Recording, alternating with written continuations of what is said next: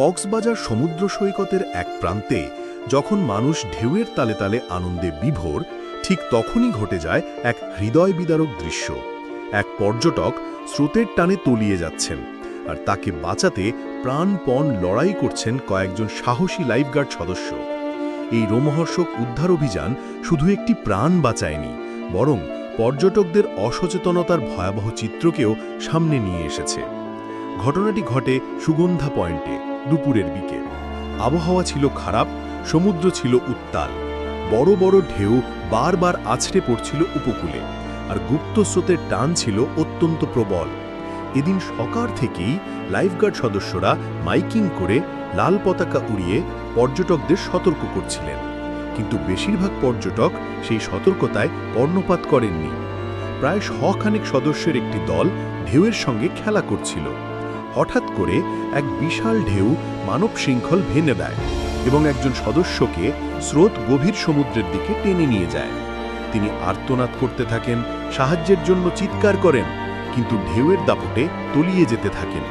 ঠিক সেই সময় কাছেই দায়িত্ব পালন করছিলেন দুইজন সি সেফ লাইফগার্ড সদস্য। মুহূর্তের মধ্যে তারা রেস্কিউ টিউব হাতে ঝাঁপিয়ে পড়েন উত্তাল সমুদ্রে।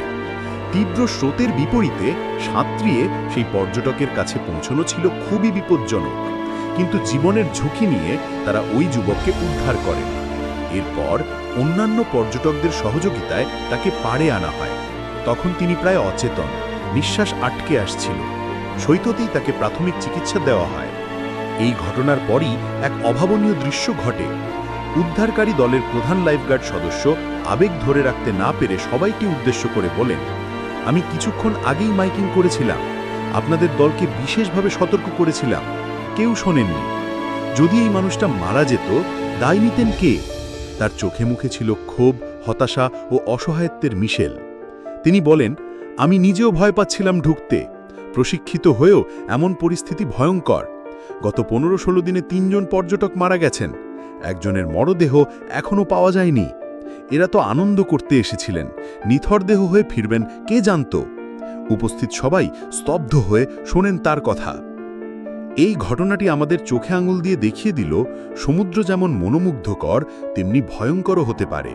সমুদ্রের সৌন্দর্য উপভোগ করতে গিয়ে যদি সতর্কতা মানা না হয়, তবে সেই আনন্দ পরিণত হতে পারে বিভীষিকায়।